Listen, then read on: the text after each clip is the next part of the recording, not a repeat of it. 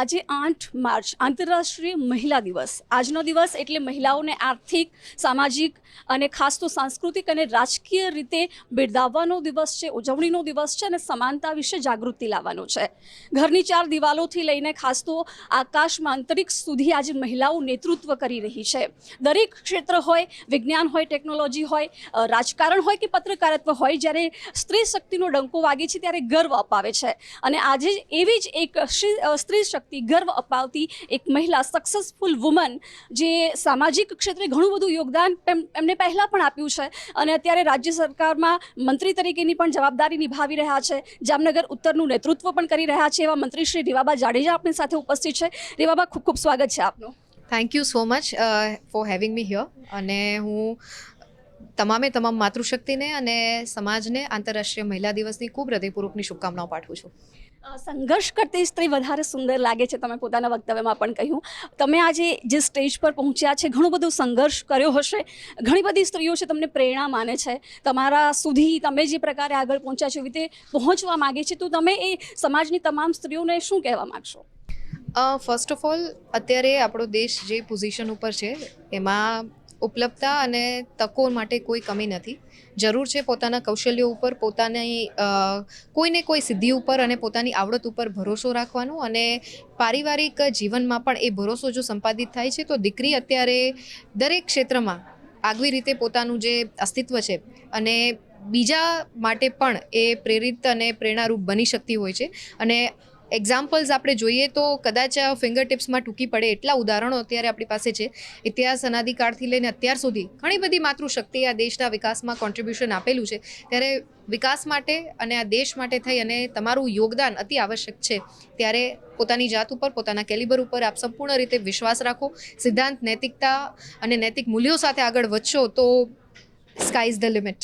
બિલકુલ, મોટિવેશન એક ખૂબ જરૂરી પાસું બની જાય છે. ઘણી બધી સ્ત્રીઓ છે ઉડવા માંગતી હોય છે, પરંતુ સમાજમાં ઘણા બધા લોકો આજે પણ એવા હોય છે કે સ્ત્રીને ડીમોટિવ કરી દેતા હોય છે. ત્યારે સ્ત્રીએ પોતાને કેવી રીતે કોન્ફિડન્ટ બનાવવાની હોય છે. ખાસ તમારું જ ઉદાહરણ લઈ લઈએ તો કેવી રીતે સ્ત્રીએ પોતાનામાં રહેલા ટેલેન્ટને પારખવું જોઈએ અને સમાજે પણ એને કેવી રીતે ટેકો આપવો જોઈએ? આ જે સંઘર્ષની લડાઈ છે એ ક્યાંક પરિવારથી શરૂ થતી હોય છે.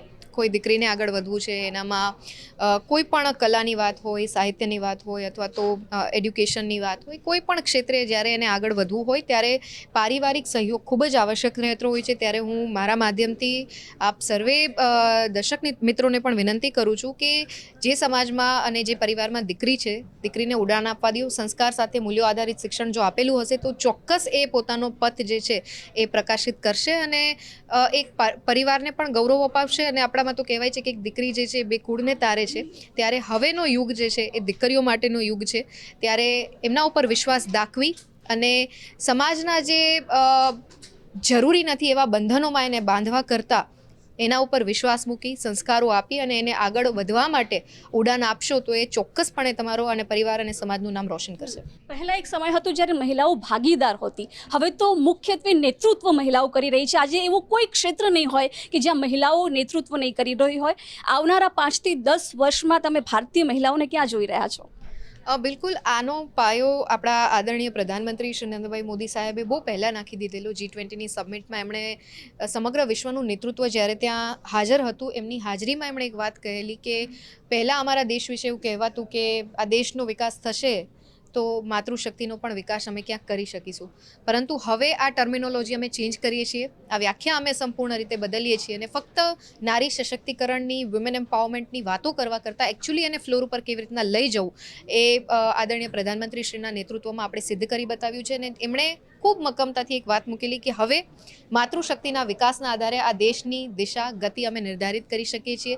કોઈ પણ ક્ષેત્ર હોય, એજ્યુકેશનની વાત હોય, આરોગ્યની વાત હોય, આર્થિક સ્વનિર્ભરતાની વાત હોય, ઇવન જે ફિમેલ ફાર્મર્સ છે એના માટે દ્રોણ દીદીના માધ્યમથી વાત હોય, સ્વસહાય જૂથોના માધ્યમથી બહેનોને આત્મનિર્ભર બનાવવાની વાત હોય, સરકાર, કેન્દ્ર સરકાર, રાજ્ય સરકારના માધ્યમથી દીકરીઓ માટે જન્મથી લઈ અને વૃદ્ધાવસ્થા સુધીનું તમામ સ્કિલ બેઝ લર્નિંગથી વાત હોય કે યોજનાના માધ્યમથી એમને બિહાઇન્ડ ધ બેક ટેકો આપવાની વાત હોય અને ફાઇનાન્શિયલ ઇન્ડિપેન્ડન્ટ કરવાની વાત હોય, તો સરકાર તો ખૂબ સરસ કાર્ય અત્યારે માતૃશક્તિ માટે કરી રહી છે. સલામતીની વાત હોય અને ખાસ કરીને સોશિયલ લાઈફમાં અને પોલિટિકલ ફિલ્ડમાં પણ જ્યારે આપણે તો ગુજરાત નસીબદાર છે કે ફિમેલ એક મુખ્યમંત્રી પણ આપણને આનંદીબેન ના સ્વરૂપમાં મળેલા. તેમણે 50% રિઝર્વેશન માતૃશક્તિને આપેલું સ્થાનિક સ્વરાજની ચૂંટણીમાં. એવી જ રીતના આદરણીય પ્રધાનમંત્રીશ્રીએ 33% રિઝર્વેશન બોધ પાર્લામેન્ટ્સ અને એસેમ્બલીમાં એનાયત કરવામાં આવ્યું છે બહેનોને. ત્યારે જે બહેન ઘરનું બજેટ બનાવી શકે, આ દેશનું બજેટ પણ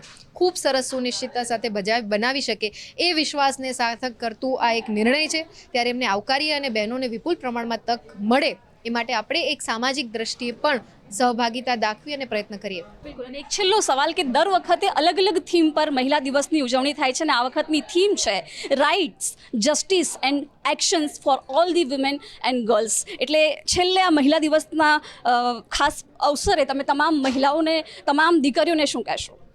સ્વામી વિવેકાનંદજીની એક વાત હું અહીં આપ સૌ સમક્ષ મૂકવા માંગીશ. એમણે કીધેલું કે જેમ એક આંખથી જો એક આંખવાળું પક્ષી હોય અને એની બીજી આંખ જતી રહી હોય તો એને ઉડવામાં જે તકલીફ પડે છે એ ઉડી નથી શકતું. એવી જ રીતના આ વિશ્વમાં માતૃશક્તિના ઉત્થાન વગર સમાજ જીવન જે છે એ આગળ વધી નથી શકતું. ત્યારે જેટલા પણ મધર ફિગર્સ છે, માતૃશક્તિ છે, એમને પુરુષ સમોવડીનું જે કન્સેપ્ટ છે એમાં હું બિલકુલ નથી માનતી. ઓલરેડી પૂરક બની અને આપણે આપણું ઉત્તરદાયિત્વ કરીએ. જ્યાં સમાજને આપણી જરૂર છે, ચાહે નવી પેઢીના સર્જનની વાત હોય, એમને સંસ્કાર આધારિત વિકસિત ભારતની જે વાત કરીએ છીએ એમાં એ લોકો કેવી રીતના આગળ વધી શકે. કેમ કે માએ ફક્ત જન્મ નથી આપવાનો, પરંતુ એને તો નવી પેઢીને મોલ્ડ કરી, સંસ્કારો આપી અને આ દેશના ગૌરવમાં કેવી રીતના યોગદાન આપી શકે એ માટે એમને કાબિલ પણ બનાવવાના છે. એટલે આ પ્રકારની ભૂમિકા જ્યારે માતૃશક્તિના સિરે હોય ત્યારે સ્વનો સ્વીકાર કરીએ.